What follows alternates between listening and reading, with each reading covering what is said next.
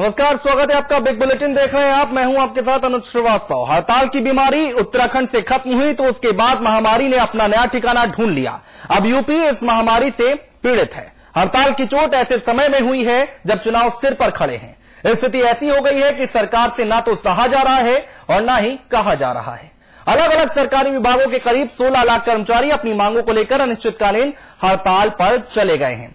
हड़ताल से सरकारी दफ्तरों में कामकाज पूरी तरह से ठप हो गया है और वेतन विसंगतियां दूर करने और प्रोन्नति समेत विभिन्न मांगों को लेकर उत्तर प्रदेश के करीब 16 लाख सरकारी कर्मचारियों ने अपनी बेमियादी हड़ताल शुरू कर दी है। इस हड़ताल से अभी जरूरी सेवाओं को अलग रखा गया है। अगर मांगे नहीं मानी गई तो जरूरी सेवाओं को भी हड़ताल में शामिल कर लिया जाएगा।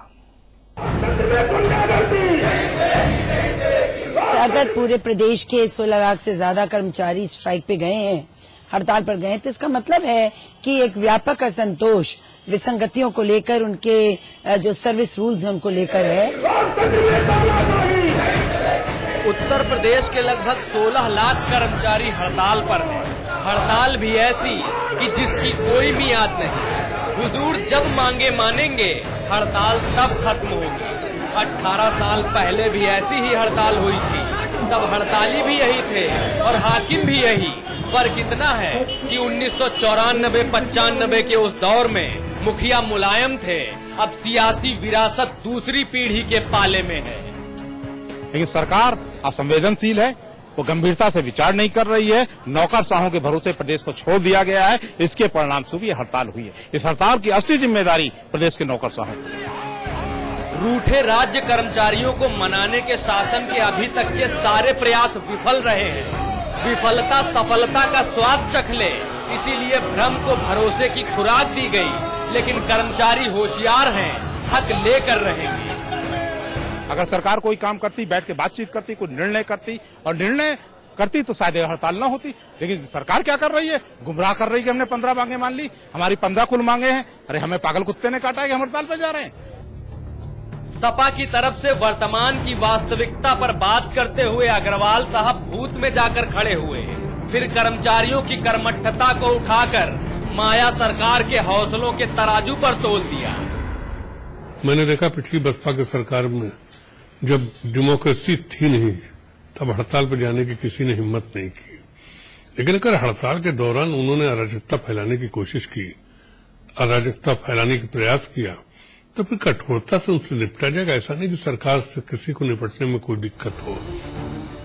कर्मचारियों की हड़ताल से काम प्रभावित होता है, बात तो वाजिब है, लेकिन हठ धर्मिता कितनी वजनदार होती है, इसका अंदाजा सूबे की सरकार को बेहतर होगा। खैर, हड़ताल में 200 से ज्यादा छोटे बड़े संगठनों ने अपना समर्थन दिया है। 24,000 डिप्लोमा अभियंता भी कंधे से कंधा मिलाकर खड़े हैं। 16 नवंबर तक जरूरी सेवाओं को हड़ताल से बाहर रखा गया है। तब तक मांगे मानी गई तो ठीक, वरना जरूरी सेवाएं भी गैर जरूरी हो जाएंगी। क्या है हड़ताली राज्य कर्मचारियों की मांगे?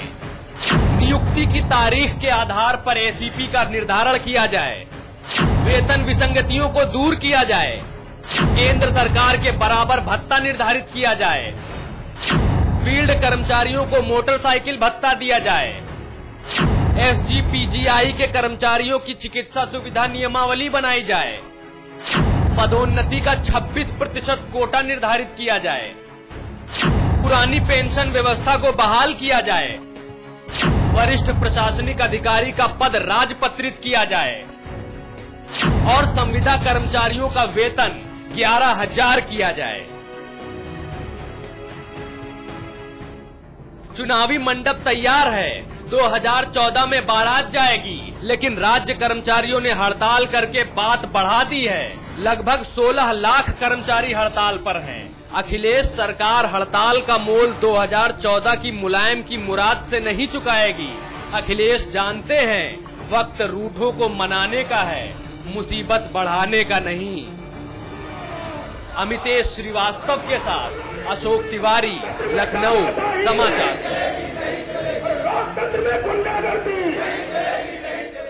और इस पर चर्चा करने के लिए हमारे साथ हमारे खास मेहमान हमारे साथ जुड़ चुके हैं, उनसे आगे चर्चा बढ़ाएंगे। अजय सिंह जी हैं, अध्यक्ष हैं राज्य कर्मचारी महासंघ के। अजय जी, बहुत स्वागत है आपका। शैलेंद्र दुबे जी हैं, संयोजक हैं विद्युत कर्मचारी अधिकारी संघ के। आपका बहुत स्वागत है दुबे जी। गोविंद पंत राजू जी हैं, हमारे रेजिडेंट एडिटर हैं। गोविंद जी, बहुत स्वागत है। विशंबर कुमार सपा विधायक हैं। विशंबर जी, बहुत स्वागत है आपका भी समाचार प्लस पर। हमारे मैनेजिंग एडिटर अमिताभ अग्निहोत्री जी हमारे साथ मौजूद हैं। अमिताभ जी, आपके बहुत स्वागत है चर्चा में हिस्सा लेने के लिए। और आप सभी से चर्चा आगे बढ़ाएं उससे पहले एक रिएक्शन सुन लेते हैं, जो प्रतिक्रियाएं आई हैं अलग अलग दलों से, वो सुन लेते हैं। हमें लगता है कि प्रदेश के जो कर्मचारी नेता हैं और कर्मचारी, उन्हें महसूस करना चाहिए कि ये सरकार तो उनकी अपनी सरकार है। और मैं ये भी कहने में मुझे कोई हिचक नहीं कि कर्मचारियों का पूरा समर्थन हमारी सरकार को रहा है। ये हड़ताल जो एक बड़े लंबे अरसे के बाद उत्तर प्रदेश में जो ये आह्वान हुआ है, वो इस बात को साबित करता है कि ये सरकार पूरी तरीके पे, चाहे वो जनता के बीच की हो और चाहे अपने कर्मचारियों के बीच हो, साख को खो चुकी है। प्रदेश की सरकार के हुकूमत में इतनी बड़ी तादाद में अगर कर्मचारी किसी बात से नाराज हैं और उनकी बातों को बहुत दिनों से उठा रहे हैं और प्रदेश सरकार ने उस पर जरा सा भी संज्ञान नहीं लिया, तो प्रदेश तो एक तरह से पैरालिसिस की स्थिति में पहुंच रहा है। चलिए, पक्ष विपक्ष की बातें हमने आपको सुनाई, चर्चा को आगे बढ़ाते हैं। अजय सिंह जी के पास सबसे पहले चलेंगे, आपसे मुद्दा जुड़ा हुआ है। अजय जी, दिक्कत क्या है, आप हमें एक बार समझाएं मोटे तौर पर। हालांकि दिन भर से हम आपको सुनते आ रहे हैं, लेकिन आप हमें एक बार फिर से बताएं, क्या कुछ बातें हैं, क्या कुछ मांगे हैं, कितनी मांगे हैं आपकी? देखिए, कुल 16 सूत्री प्रमुख मांगे हैं जी। पिछली सरकार से जो लंबित मांगे थी, उन मांगों पर हमें आश्वासन दिया गया था कि हम सत्ता पर आएंगे तो उन मांगों को पूरा करने का काम किया जी। लेकिन 1.5 वर्ष बीत गए हैं और मांगों को पूरा करने का, उस पर विचार करने का काम भी अभी तक उत्तर प्रदेश सरकार ने नहीं किया। मजबूरन हमें हड़ताल पर जाना, और हड़ताल कोई अचानक नहीं हुई। हमने जुलाई में नोटिस दी, हमारे दूसरे साथी संयुक्त परिषद के लोग हैं, उन्होंने अगस्त में नोटिस दी, और फिर बाद में दोनों लोगों ने मिलकर आंदोलन का ऐलान किया।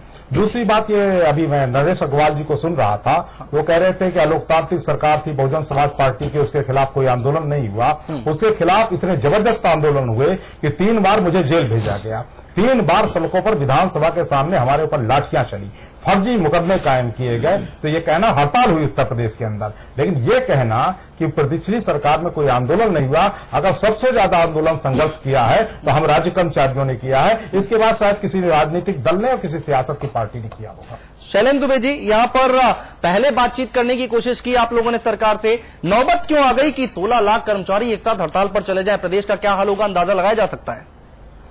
देखिए, कुछ बुनियादी बातें हैं जी। जैसे मसलन कर्मचारियों की एक मांग है कि पुरानी पेंशन नीति को बहाल किया जाए और नई पेंशन नीति समाप्त की जाए। अब पुरानी पेंशन नीति क्या है? पुरानी पेंशन नीति में कर्मचारी के पेंशन के एवज में उसके पे और डीए का 19.08% एम्प्लॉयर देता था, गवर्नमेंट देती थी। यह कैसी विडंबना है कि अगर एक दिन के लिए कोई विधायक हो जाएगा या सांसद हो जाएगा तो वह तो जिंदगी भर पेंशन पाएगा, और 36 साल नौकरी करने के बाद कर्मचारी को आप कहेंगे कि उसको पेंशन नहीं दी जाएगी। तो यह भेदभाव, जबकि कर्मचारी नौकरी कर रहा है और जो राजनीति में है, विधायक या सांसद बन रहा है, वो और भी काम कर रहा है, लेकिन उसे पेंशन मिलेगी, कर्मचारी को पेंशन नहीं मिलेगी। यह एनडीए की गवर्नमेंट ने समाप्त किया था, और पिछले सत्र में कांग्रेस और बीजेपी ने मिली भगत से न केवल नई पेंशन नीति को और एक कदम आगे बढ़ाया, उसको प्रतिगामी दिशा में बढ़ाया कि अब उसको शेयर मार्केट में वो पैसा लगाया जाएगा और विदेशी लोग भी शेयर मार्केट में उस पैसे से खेलेंगे। 36 साल के बाद जो एनएबी होगी शेयर मार्केट की, वह क्या होगी? कोई कर्मचारी नहीं। आपने पहले सरकार से बात करने की कोशिश की क्या? उधर से क्या कुछ जवाब आया? हमने तो ये भी सुना है कि सरकार ने बातें मानने की भी बात कही है, जिलाधिकारियों को निर्देश दिए गए। बात है, यह गुमराह करने के लिए, कर्मचारियों को गुमराह करने के लिए सरकार की ओर से कहा गया कि 15 मांगे मान ली गई हैं, लेकिन यह बिल्कुल झूठ बात है। वह उन 15 मांगों को उन्होंने छोटी मोटी बातें कह दिया जो मांग पत्र में थी ही नहीं। मेरा सवाल यह है कि उत्तर प्रदेश में ही यह नौकरशाही हड़ताल करवाया है। आईएएस अधिकारियों को केंद्र के बराबर भत्ते मिल रहे हैं जो उत्तर प्रदेश में काम कर रहे हैं, तो उत्तर प्रदेश में काम करने वाला जो कर्मचारी है उसे केंद्र के बराबर भत्ते क्यों नहीं मिल रहे हैं? कई निगमों में 5वां वेतन आयोग भी अभी तक लागू नहीं हुआ है, और केंद्र सरकार ने 7वें वेतन आयोग के गठन की घोषणा कर दी है। तो यह बहुत ही बुनियादी सवाल है।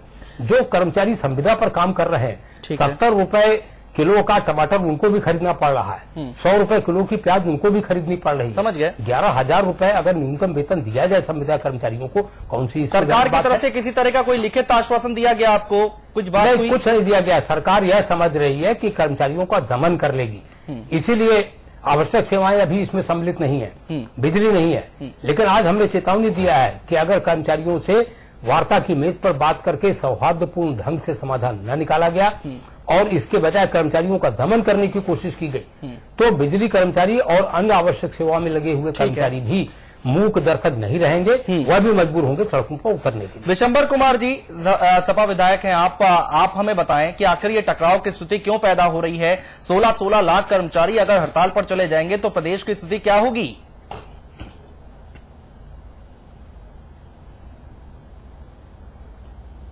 देखिए, उत्तर प्रदेश के मुख्यमंत्री माननीय अखिलेश यादव जी बहुत ही संवेदनशील और सहिष्णु मुख्यमंत्री। उन्होंने समाज के हर वर्गों का ध्यान रखते हुए समाज के सभी वर्गों की दिक्कतों को दूर करने का काम किया है। जहां तक कर्मचारियों का सवाल है, तो कर्मचारियों की भी समस्याओं पर वो उतने ही संवेदनशील हैं जितना दूसरे समस्याओं पे, चाहे छात्रों का सवाल हो, चाहे मजदूरों का सवाल हो, चाहे नौजवानों का सवाल हो, चाहे किसानों का सवाल हो। उन सब के साथ साथ कर्मचारियों पे भी उतने संवेदनशील हैं। आज ही मुख्य सचिव से वार्ता में मुख्य सचिव ने कहा है कि जिन सवालों पे वित्तीय बोझ नहीं पड़ रहा होगा वो मांगे हम मानने के लिए तैयार हैं। हाँ। लेकिन जिन पे वित्तीय बोझ पड़ रहा होगा उन पे उन्होंने विचार करने का समय मांगा है। और मैं तो कर्मचारियों से यहां तक कहूंगा कि सरकार से वार्ता करके रास्ता निकालने की कोशिश करना चाहिए। वो तो कह रहे हैं कि वार्ता कर रहे हैं, लगातार आपसे वार्ता कर रहे हैं, लेकिन बातचीत हो नहीं पा रही है, कर रही है, लेकिन कोई हल नहीं निकल रहा है। गुमराह करने की कोशिश कर रही है सरकार। अब बातचीत में देखिए, बात नहीं कतई गुमराह करने की कोशिश नहीं कर रही है, लेकिन एक तरफ जिद पे अड़ करके बातचीत करेंगे तो फिर कहां बातचीत का रास्ता? बातचीत के रास्ते से ही दो देशों की लड़ाई भी शांति हो जाती है। चाहे जितने बड़े सवाल हो, बातचीत से ही हल होते हैं। और मेरा तो अनुरोध है कर्मचारियों से कि उन्हें बातचीत का ही रास्ता निकाल करके अपनी समस्याओं के समाधान का रास्ता निकालना चाहिए। गोविंद जी, आप तो वहां लखनऊ में हैं, आप तो सारी चीजें देख रहे हैं, सरकार का पक्ष भी जान रहे हैं, यहाँ पर कर्मचारियों से भी आपकी लगातार बातचीत हो रही है। टकराव की स्थिति कहां पैदा हो रही है? 16 लाख कर्मचारी हड़ताल पर हैं। अनुज, मुझे लगता है कि सरकार का जो गैर जिम्मेदाराना रवैया है वो मुख्य वजह है। उत्तर प्रदेश में 18 साल बाद ये हड़ताल हुई है। 18 साल पहले मुखिया मुलायम सिंह यादव थे और उस समय कर्मचारी संगठन की संख्या इतनी ज्यादा नहीं थी, उनकी एकता आज की तुलना में कई गुना बढ़ी थी और 49 दिन वो हड़ताल चली और सरकार को झुकने पर मजबूर होना पड़ा था। आज स्थितियां ऐसी हैं कि उत्तर प्रदेश में कर्मचारियों के लगभग हर दफ्तर में एक अलग संगठन है और बड़े संगठन भी 6 से ज्यादा है। बार बार ये लोग अपनी मांगों को लेकर अलग अलग, क्योंकि एकता नहीं है, इसके मांगे अलग अलग फोरम में अलग अलग ढंग से हो रही हैं। मांगे मूलतः सबकी एक है और वो मांगे बहुत तरह के अंतर्विरोध हैं उत्तर प्रदेश में। जैसे अभी सैलन जी ने कहा कि बहुत से निगमों में अभी तक 5वां वेतन आयोग उसकी सिफारिश से लागू नहीं हो सकी है। इस तरह की जो अलग अलग विभागों की समस्याएं हैं, उन तमाम समस्याओं को एक साथ होकर इस सरकार ने वादा किया था कि वो कर्मचारियों के हित में काम करेगी। अच्छा। लेकिन सरकार की तरफ से उसमें बहुत ढुलमुल रवैया है, कहीं गंभीरता नहीं होती। हम एक अभी ताजा उदाहरण कुछ दिन पहले का जो आजम खान के जो उनके निजी स्टाफ ने उनके साथ काम करने से इनकार किया था, उसको टैकल करने में देख सकते हैं। सरकार ने उसमें कर्मचारियों के बीच में एक तरह से विभाजन पैदा करने की कोशिश की और कर्मचारियों के ही एक संगठन को कर्मचारियों के ही दूसरे संगठन के खिलाफ खड़ा करने की कोशिश की और अभी उस मामले को दबाने में जिस तरह का टाल टलोन किया गया है, वो कहीं से भी कर्मचारियों को, अब ठीक है उनको मजबूरी में चुप होना पड़ेगा, लेकिन उनके असंतोष को वो बढ़ाने का काम कर रहा है। ऐसा ही तमाम दूसरी चीजों को लेकर है और वो असंतोष अंदर धीरे धीरे एक चिंगारी का रूप लेता जा रहा है। ये जरूर है कि इस बार जो हड़ताल हुई है वो तुलनात्मक रूप से बहुत जल्दी हो गई है। जो पिछली हड़ताल हमने देखी थी या पहले भी इस तरह की बड़ी हड़तालें जब हुई हैं तो सरकार से बातचीत, बड़ी धरना प्रदर्शन, इस तरह की चीजों के बाद फिर एक कामबंद हड़ताल का आह्वान होता था और फिर काम बंद होता था। इस बार कर्मचारी संगठनों को जो प्रमुख रूप से इसमें शामिल हैं, उन संगठनों को जब ये लगा कि सुनवाई हो नहीं रही, बार बार जाते हैं, सरकार टाल देती है, और ये कदम जो बात कही जा रही है कि जो वित्तीय भार नहीं पड़ेगा, वित्तीय भार तो पड़ रही है क्योंकि सारी मांगे कहीं न कहीं पैसे से जुड़ी हैं और कर्मचारियों का असंतोष पैसे को लेकर है। सरकार को कहीं न कहीं कोई बीच का रास्ता निकालने की कोशिश करनी चाहिए थी और गंभीरता से उनकी बातों को सुनना चाहिए था, जो अभी तक हुआ नहीं। और इसीलिए ये एक विस्फोट हुआ। अमिताभ जी के पास चलेंगे। अमिताभ जी, सबको सुना आपने, यहाँ पर आप हमें एक बार समझाएं। 18